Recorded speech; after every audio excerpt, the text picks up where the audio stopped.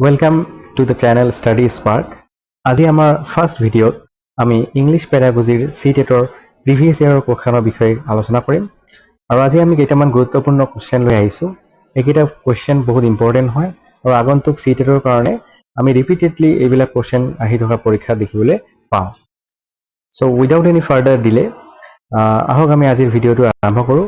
আজি আমাৰ ভিডিঅ'ৰ প্ৰথম কোৱেশ্যনটো হ'ল India's language in education policy, the three language formula attempt to promote. Option A দিয়া আছে bilingual education with a focus on Hindi, mother tongue based multilingualism, multilanguage education, monolingual education.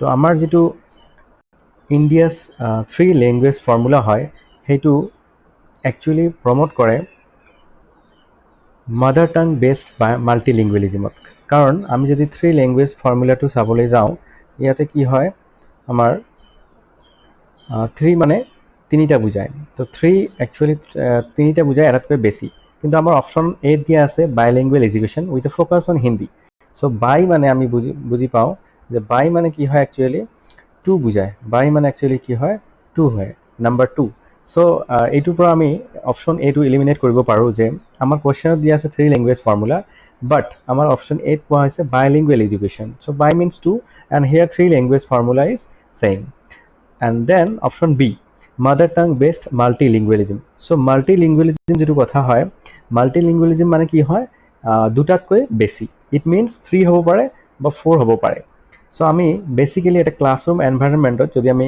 স্টুডেন্টৰ লগত connect কৰিব যাওঁ বা বুজাবলৈ যাওঁ তেতিয়া আমাৰ কি হ'ব মাদাৰ টাংও ইউজ কৰিব লাগিব কাৰণ বহুতো ষ্টুডেণ্টে কেতিয়াবা ইংৰাজী বুজি নাপায় কেতিয়াবা অসমীয়া ভালকৈ বুজি নাপায় তো সেই ক্ষেত্ৰত আমি কি কৰিম ভাৰ্নাকুলাৰ লেংগুৱেজ ইউজ কৰিম বা সিহঁতৰ মাদাৰ টাং ইউজ কৰিম সো এই ক্ষেত্ৰত আমি মাল্টিলিংগুৱেলিজম যদি আমি ইউজ কৰি ক্লাছৰুমটোত টিচিং দিওঁ তেতিয়া আমাৰ ক্লাছৰুমটো বহুত ফ্ৰুইটফুল হ'ব সেইকাৰণে আমি যদি এলিমিনেট কৰিব যাওঁ আমাৰ মাল্টিলিংগুৱেজ এডুকেশ্যনটোও নহ'ব আৰু মনোলিংগুৱেল এডুকেশ্যন যেটো আছে সেইটোও নহ'ব কাৰণ মনো মিন্স কি হয় মনো মিন্স হয় মনো মিন্স ওৱান হয় সো ওৱান বেসিক্যালি নহ'ব ইয়াতে সো আমাৰ শুদ্ধ উত্তৰটো হ'ব মাদাৰ টাং বেসড মাল্টিলিংগুৱেলিজম সো এতিয়া আমি আমাৰ নেক্সট কোৱেশ্যনটোলৈ যাম সেকেন্ড কোৱেশ্যনটো হ'ল what is a short story which has animals as the main characters and teaches an explicit moral cult so ইয়াতে আমাৰ অপশন এ দিয়া আছে সায়েন্স ফিকশন মানে কি হয় সায়েন্স ৰিলেটেড কিছুমান ফিকশন থাকে ফিকশন মানে কি হয় কিছুমান ইমাজিনাৰী ষ্টৰী হয় সো আমি বেসিক্যালি কিছুমান নভেল পঢ়িবলৈ পাওঁ বা ফিল্ম দেখিবলৈ পাওঁ যিবিলাকত সায়েন্টিফিক এলিমেন্ট বেছি ইউজ কৰা দেখা যায় সো আমাৰ কোৱেশ্যনত কোৱা হৈছে short story which has animals থাকিব লাগিব as the main character and teaches an explicit moral মানে কি হয় আমাৰ নীতি কথা হয় কিবা লেসন থাকিব লাগিব কিবা শিকিবলগীয়া থাকিব লাগিব সো এই ক্ষেত্ৰত আমি চাবলৈ গ'লে সায়েন্স ফিকশনটো আমাৰ আনসাৰ নহ'ব আৰু অপশন বি দিয়া আছে আমাৰ ট্ৰাভেলক মানে কি হয় ট্ৰাভেল নেৰেটিভ হয় একচুয়ালি এটো মানে হয় ট্ৰাভেল নেৰেটিভ সো ট্ৰাভেল নেৰেটিভত কি হয় বেসিক্যালি কোনো এটা ঠাইত কোনোবাই ট্ৰাভেল কৰিছে বা ফুৰিবলৈ গৈছে সেই হিচাপে এই ট্ৰাভেলগত ৰাইটিংত ৰেকৰ্ড কৰা হয় সো এইটো আমাৰ এইটো অপশন নহ'ব কাৰণ আমাৰ ইয়াতে এনিমেলছৰ কথা কৈছে এজ এ মেইন ক্যাৰেক্টাৰ আৰু অপশন সি দিয়া আছে ফ্যান্টাসি সো ফ্যান্টাসি মানে কি হয় ফ্যান্টাসি মানে কিছুমান ইমাজিনাৰী ষ্টৰী হয় যিখিনি ষ্টৰীত আমি কিবা ফিউচাৰৰ বিষয়ে দেখিবলৈ পাওঁ কিবা আননোন ক্ৰিয়েচাৰৰ বিষয়ে দেখিবলৈ পাওঁ যেনেকৈ আমি যদি চাওঁ হলিউড মুভিজবিলাকত বেছিভাগ কি হয় মাৰ্ভেল বা ডিচিৰ মুভিবিলাকত ফ্যান্টাসিৰ ওপৰত নিৰ্মাণ কৰা হয় সো তাৰ কাৰণে আমাৰ এইটো অপশনো নহ'ব এইটো আমি এলিমিনেট কৰিব পাৰোঁ আৰু লাষ্ট অপশন যেটো আছে আমাৰ option D fable so fable মানে হ'ল একচুয়ালি মানে হ'ল মোৰাল মানে কি আমাৰ কিছুমান নীতি কথা বুলি আমি বুজি পাওঁ মোৰাল মানে আমাৰ নীতি কথা সো ইয়াতে এনিমেলছৰ কথা কৈছে আৰু লগতে কোৱেশ্যন কৈছে মোৰাল যেটো আমাক মোৰালিটি কিবা শিকাব বা লেসন আমি এটা পাম তাৰ কাৰণে আমাৰ শুদ্ধ উত্তৰটো হ'ব ফেবল সো এতিয়া আমি আমাৰ নেক্সট কোৱেশ্যনটো যাম আমাৰ নেক্সট কোৱেশ্যনটো হ'ল question number 3 which of the following statements are correct option a dyslexia is a reading disorder option b dysgraphia is a writing disorder dysgraphia is a reading disorder dyslexia is a writing disorder. So আমি option 1 2 যদি চাওঁ dyslexia is a reading disorder এইটো correct হয় কাৰণ আমাৰ dyslexia যেটো হয় সেইটো ৰিডিংৰ লগত জড়িত হৈ আছে এইটো কিহৰ লগত জড়িত হৈ আছে আমাৰ ৰিডিংৰ লগত জড়িত হৈ আছে আৰু অপশন বি যেটো দিয়া আছে dysgraphia is a writing disorder হয় graphia means কি হয় এইটো ৰাইটিংৰ লগত জড়িত হয় সো এইটো কি হ'ব আমাৰ শুদ্ধ উত্তৰ হ'ব অপশন এ হ'ব কাৰেক্ট আৰু অপশন বি হ'ব কাৰেক্ট ইয়াৰ পিছত অপশন সি কি দিয়া আছে dysgraphia is a reading disorder এইটোতো নহব আমি অলৰেডি পালো আমাৰ কি আছে যে dyslexia is a reading disorder আৰু option D dyslexia is a writing disorder এইটো নহব সো আমাৰ অপশন কি হ'ব option number 1 A and B are correct ইয়াৰ পিছত আমি আজি নেক্সট কোৱেশ্চনটো লৈ যাম নেক্সট কোৱেশ্চনটো আছে আমাৰ question number 4 a teacher uses visual devices and language games to teach English to class 7 students which principle of teaching is being applied so eta teacher ki korise কিছুমান visual device use korise visual device use kori aru language games use kori English পঢ়াইছে class 7 or student so ইয়াতে আমাৰ কোনটো principle use হোৱা কথা কৈছে So option A দিয়া আছে principle of motivation and interest. So এটো যদি আমি চাবলৈ যাওঁ যদি কোনোবা এটা টিচাৰে ভিজুৱেল ডিভাইস ইউজ কৰে পিপিটি ইউজ কৰে বা কিবা প্ৰজেক্টৰ ইউজ কৰি কিবা দেখায় বা ক্লাছটো কৰে এণ্ড লেংগুৱেজ গেমছ যদি দেখায় বা খেলিবলৈ দিয়ে সেইবিলাকত কি হ'ব ষ্টুডেণ্টৰ মটিভেশ্যন আহিব আৰু ষ্টুডেণ্টৰ কি হ'ব ইণ্টাৰেষ্টটো বাঢ়িব পঢ়াৰ প্ৰতি চ' তেওঁলোকক কি লাগিব পঢ়া শুনাটো বাৰ্ডেন বুলি ফিল নহ'ব they will take it like amusements or like interesting thing just like games so সেই কাৰণে কি হ'ব আমাৰ এই টিচাৰে যদি আমাৰ এই প্ৰসেসটো এপ্লাই কৰে ভিজুৱেল ডিভাইস আৰু ল্যাঙ্গুৱেজ গেমছ তেতিয়াহ'লে আমাৰ ক্লাছৰুমটো বহুত ইন্টাৰেষ্টিং হ'ব আৰু ল'ৰা ছোৱালীবিলাকৰ মনোযোগ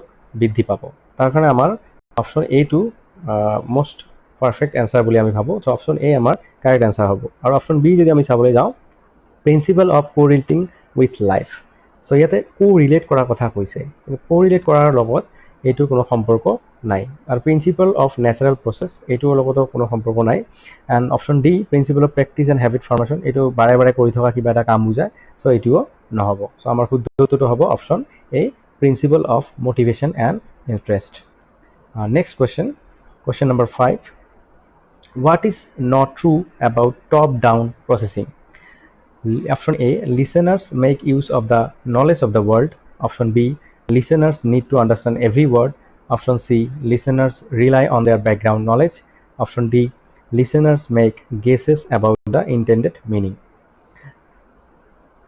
কোনটো true নহয় বুলি কৈছে which is not true about top down processing ইয়াতে আমাৰ অপশন এ কৈছে listeners make use of the knowledge of the world so এটো true হয় লিসেনাৰে কি কৰিব টপ ডাউন প্ৰসেসিংত নলেজটো পাব থ্ৰু ওয়াৰ্ল্ডৰ বিষয়ে বা ওয়াৰ্ল্ডৰ বিষয়ে and listeners need to understand every word listeners rely on their background knowledge হয় listenersৰ background knowledge থাকিব লাগিব আখৰটো শিকিব লাগিব বাক্য বনাব লাগিব সো সেই হিচাপে প্ৰিভিয়াস নলেজটো থাকিব লাগিব and option D listeners make guesses about the intended meaning হয় এটোও কারেক্ট হয় এটো কি হ'ব লিসেনাৰ কিছুমান গেছ কৰিব লাগিব বা পাৰিব লাগিব যে ইন্টেন্ডেড মিনিংটো কি বুজাইছে সো এই ক্ষেত্ৰত আমি যদি দেখিবলৈ যাওঁ আমাৰ option B two not true হ'ব অপশন বি টু হ'ব আমাৰ কাৰেক্ট আনসাৰ সো ইয়াৰ পিছত আজি আমি আমাৰ নেক্সট কোৱেশ্চনটো লৈ যাম question number 6 which tool is not ideal for formative assessment so কোনটো টুল আইডিয়াল নহয় ফৰ্মেটিভ এসেসমেন্টৰ কাৰণে আমি অলৰেডি পাইছো ইতিমধ্যে যে ফৰ্মেটিভ এসেসমেন্ট আৰু সামেটিভ এসেসমেন্ট থাকে তো সামেটিভ এসেসমেন্টটো কি হয় এটা হল আমাৰ সামেটিভ এসেসমেন্ট এটো আমাৰ এন্ড অফ দা টাৰ্মত যেটো পৰীক্ষা পতা হয় হেতু কোৱা হয় সামেটিভ এসেসমেন্ট আৰু ফৰ্মেটিভটো কি হয় অনগোইং হয় এসেসমেন্ট এটা সো ইয়াতে অপশন এ কোৱা হৈছে project option B activity option C classroom presentation option D paper pencil test so প্ৰজেক্টটো হ'ব এক্টিভিটিও হ'ব ফৰ্মেটিভ এসেসমেন্টত আৰু ক্লাছ প্ৰেজেন্টেশনো হ'ব যেটো অনগোইং হয় বাট পেপাৰ পেন্সিল টেষ্ট এইটো নহ'ব সো আমাৰ কোৱেশ্চন মতে নট আইডিয়াল যদি আমি বুজিবলৈ যাওঁ তেতিয়াহ'লে আমাৰ এনসাৰটো হ'ব পেপাৰ পেন্সিল টেষ্ট নেক্সট আমি কোৱেশ্চন নম্বৰ 7 লৈ যাম কোৱেশ্চন নম্বৰ 7 ত দিয়া আছে আমাৰ assessment done throughout the teaching learning process to clarify student learning and understanding is called. So ইয়াতে কি কৈছে আমাৰ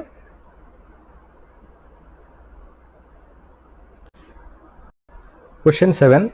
Assessment done throughout the teaching learning process to clarify student learning and understanding is called. Option A, assessment in learning. Option B, assessment as learning. Option C, assessment for learning. Option D, assessment of learning. আৰু ইয়াৰ শুদ্ধ উত্তৰটো হ'ব option C, assessment for learning. Next question 8. Learners should be exposed to language, and errors are evidence that learning is taking place is advocated by. Option A দিয়া আছে humanist, option B দিয়া আছে psychoanalyst, option C behaviorist, option D cognitivist.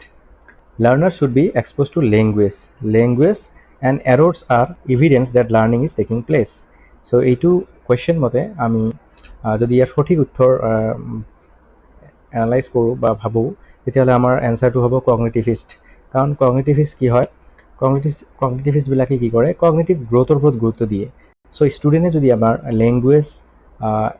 Language শিকাৰ কাৰণে এটা যদি learning environment বা language speaking environment পায় আৰু এৰৰ্ছ যদি আমাৰ হয় লেংগুৱেজ কোৱাত বা কিবা শিকাত ষ্টুডেণ্টৰ, তো সেইটো কি হয়, এটা গুড চাইন হয় for the growth of the student.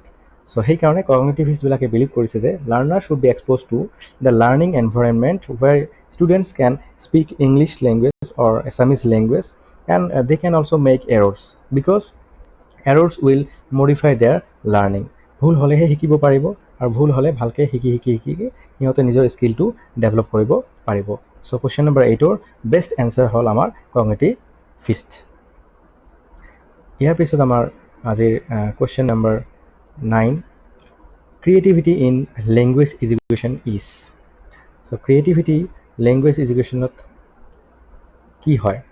Classroom activity using new methods of teaching. Option B, classroom material using communicative language teaching. Option C, open-ended classroom tasks which allow for different interpretations and answers. Option D, merging elements from different subjects to understand something. চ' ইয়াৰ শুদ্ধ উত্তৰটো হ'ল option C, কিয়নো open ended ক্লাছৰুমত কি হয়, যিবিলাক task দিয়া হয় ষ্টুডেণ্টক, চ' ষ্টুডেণ্টবিলাকে কি কৰিব পাৰে, তেওঁৰ নিজৰ থিংকিং অনুযায়ী, নিজৰ ক্ৰিয়েটিভিটি অনুযায়ী বা নিজৰ স্কিল অনুযায়ী ডিফাৰেণ্ট ইণ্টাৰপ্ৰিটেশ্যন কৰিব পাৰে বা কিবা নতুন ডেভেলপ কৰিব পাৰে। চ' সেই থিংকিংটো কিহত পৰে, আমাৰ একচুৱেলি ডাইভাৰ্জেণ্ট থিংকিঙত পৰে।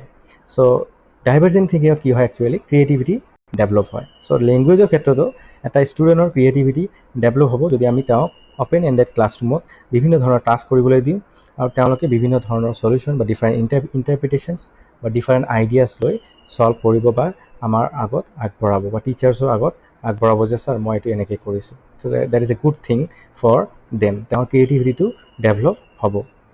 চ' ইয়াৰ পিছত আজি আমাৰ next question number 10. Which is a tool that allows for a number of synchronous and asynchronous online teaching opportunities?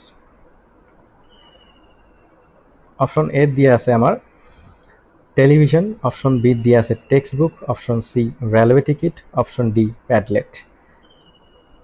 চিনক্ৰনাছ আৰু এচিনক্ৰনাছ অনলাইন টিচিং অপৰচুনিটিছৰ কোনটো টুল হয়?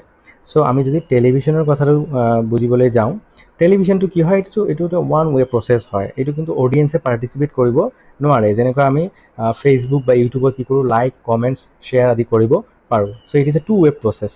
But in television, it's a one-way process. The audience can see the screen only. And টেক্সটবুকত কি হয়, টেক্সটবুকৰ চিনক্ৰনাছ এচিনক্ৰনাছ নহ'ব, কাৰণ টেক্সটবুকত কি হয়, আমি জাষ্ট টেক্সটবিলাক পঢ়িবলৈহে পাওঁ। টেক্সটে আমাক কিবা উত্তৰ নিদিয়ে বা আমি কিবা কমেণ্টছো কৰিব নোৱাৰোঁ, হয় নহয়, শ্বেয়াৰ কৰিব নোৱাৰোঁ। Same railway ticket. চ' এইটোৱে এনচাৰ নহ'ব।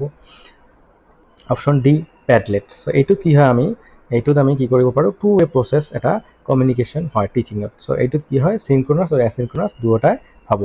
চ' আমি কিবা এটা মানে ফিডবেকো দিব পাৰোঁ বা শ্বেয়াৰ লাইক কমেণ্ট এনেকুৱা আমি কিবা এটা ইয়াৰ জৰিয়তে কৰিব পাৰিম। চ' আমাৰ কুৱেশ্যন 10ৰ বেষ্ট অপশ্যন হ'ব আমাৰ পেডলেট। ইয়াৰ পিছত আজি আমাৰ next question number 11. What is not true about errors in language learning?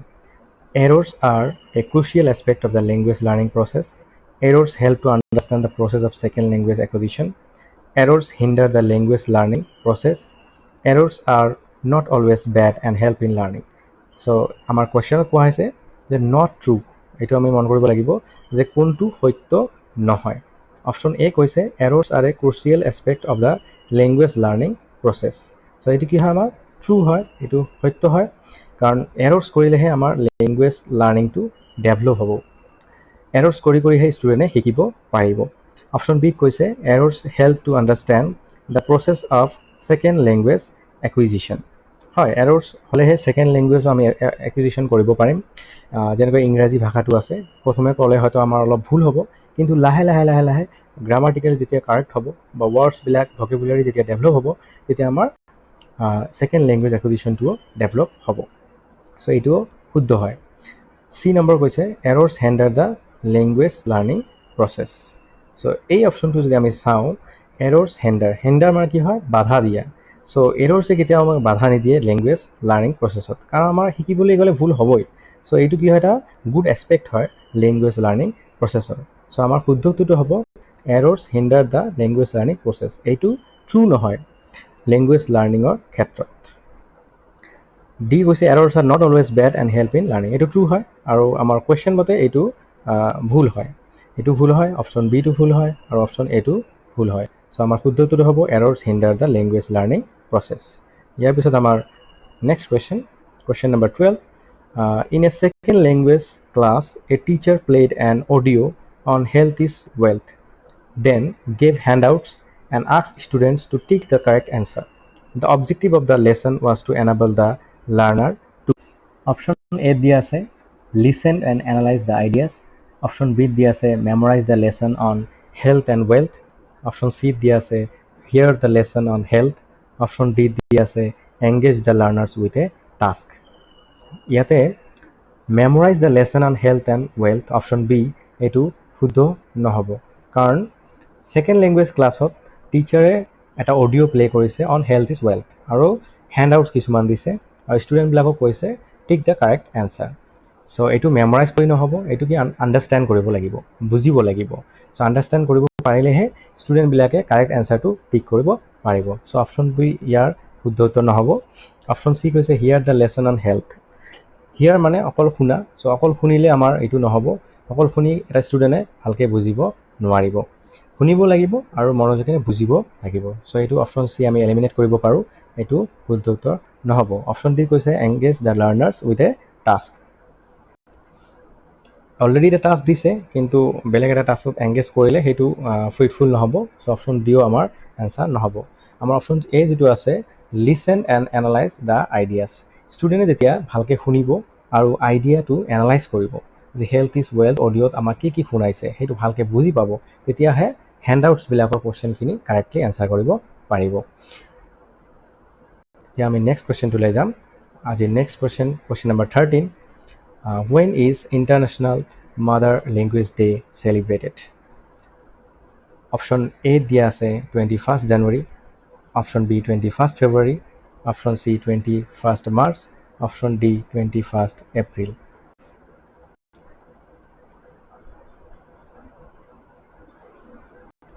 Question number 13ৰ কাৰেক্ট এনচাৰটো হ'ব 21st February, আৰু এইটো ইউনেস্কোৱে দিছিল 2000ত 21st February as International Mother Language Day. Question number 14. Identify the type of email you would write to a colleague who is your friend. Business language, correspondence, informal, formal. So business language কেতিয়া use কৰা হয় কিবা formal business letter লিখিবলৈ বা email কৰিবলৈ, আৰু কৰেছপণ্ডেঞ্চ এইটো বেলেগ হয়, এইটো আমাৰ কলিগ বা ফ্ৰেণ্ডক লিখিবৰ কাৰণে এইটো নহয়। ইনফৰ্মেলটো কাৰেক্ট এনচাৰ হ'ব আমাৰ, কাৰণ ইয়াতে কি কোৱা হৈছে email you would write to a colleague হয়, but who is your friend, কিন্তু তোমাৰ ফ্ৰেণ্ড হয়। চ' আমি যেতিয়া ফ্ৰেণ্ডৰ লগত কিবা লেটাৰ লিখিম, কিবা কনভাৰচেশ্যন কৰিম, সেইটো কি হয় ইনফৰ্মেল টাইপ অফ ইমেইল বা লেটাৰ বুলি কোৱা হয়। আৰু যদি আমি কিবা অফিচিয়েল এপ্লিকেশ্যন বা লেটাৰ বা ইমেইল বা জবৰ ক্ষেত্ৰত কিবা লেটাৰ লিখিবলগীয়া হয়, তেতিয়া আমাৰ এইটো ফৰ্মেলত পৰিব। সো অপশ্যন ডি নহ'ব, অপশ্যন বি নহ'ব, অপশ্যন এ নহ'ব, আমাৰ শুদ্ধ উত্তৰটো হ'ব অপশ্যন চি ইনফৰ্মেল। ইয়াৰ পিছত আমাৰ next question number 15, using everyday objects to teach language is called option A Relia, option B teaching aid, option C language games, option D text.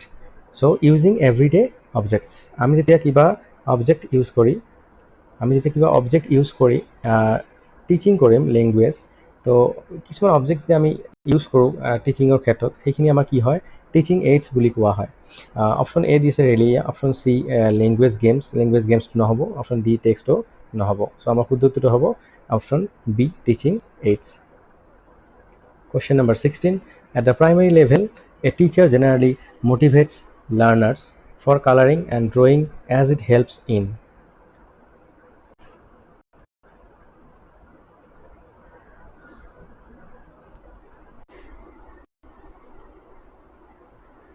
A teacher promotes group discussion. Group discussion promote কৰাৰ কথা কোৱা হৈছে and Pyar interaction.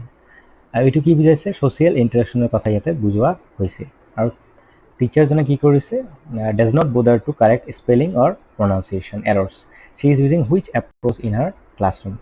চ' এইটো কি হ'ব constructivist approach হ'ব, traditional নহ'ব, structural নহ'ব, কমিউনিকেটিভ নহ'ব।